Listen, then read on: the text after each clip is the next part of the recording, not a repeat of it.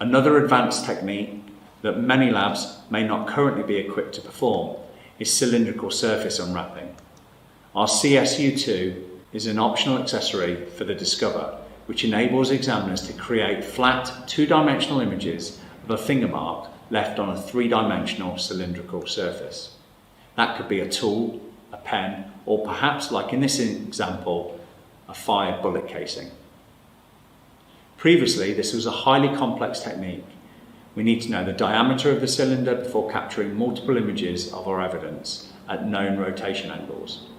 These images are then stitched back together to create our two-dimensional finger mark. Using Discover, the process is simplified to the point that I would confidently say any of you watching this today could get good results using this technique with little or no training whatsoever. So let's see this in action. Next, we use the digital calipers to obtain the object's diameter. Just position the caliper and click on the button, and the measurement is directly transferred to the Discover software.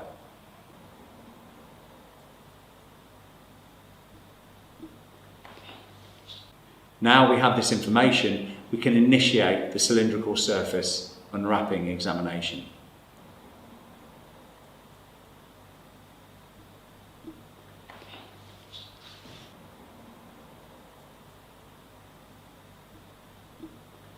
As the CSU rotates the evidence, the CrimeLight Auto camera within the Discover takes a series of images of a thin sliver of the cartridge casing surface.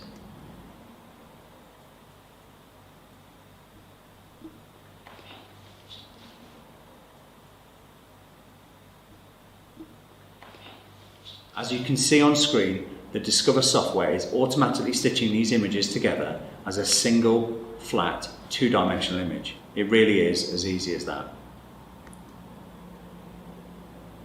As with this item of evidence, it's often the case with metallic cylinders that glare from the light source will obscure our image. Whichever way you want to turn the cartridge casing, the area that we want to focus on is affected by the light. To counter this, we include, as part of the CSU module, a polarized light tunnel, or PLT. This is positioned in the Discover much the same as the coaxial illumination module and diffuse panel light module. The PLT provides polarized white visible light and near-infrared illumination, simultaneously illuminating the evidence from all sides at one time to prevent uneven glare. As well as these advanced modules, Discover includes some basic imaging tools which can be used to improve results on a variety of surfaces. The bellows can be used to block out unwanted external light, and this is an important factor when attempting to photograph weakly fluorescent marks. It also allows the end user to have a degree of protection from stray light.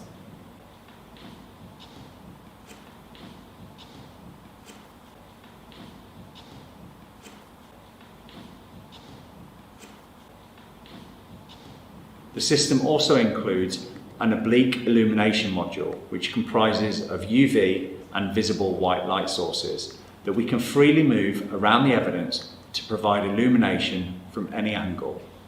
This technique provides particularly impressive results when using reflective long-wave ultraviolet illumination to capture images of finger marks treated with cyanoacrylate, for example. Hopefully, as we walk you through these functions, it will be increasingly apparent just how versatile and effective the Discover system really is. As I said earlier, Discover is a forensic-first technology.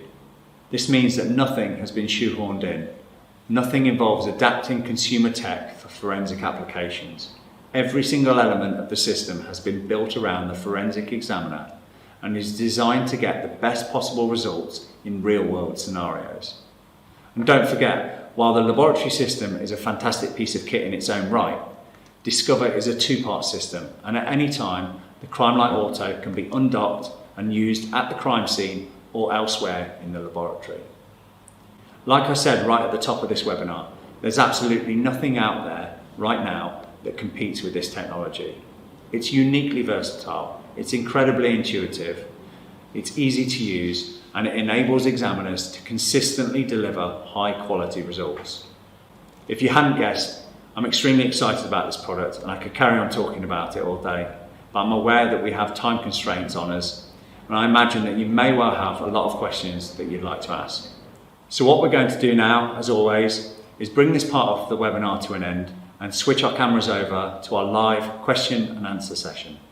If you do have a question that you'd like us to answer, then please just type it into the chat box in the bottom right corner of the screen, and we'll do our very best to answer it over the next 20 minutes or so. Please bear with us whilst we switch our cameras over.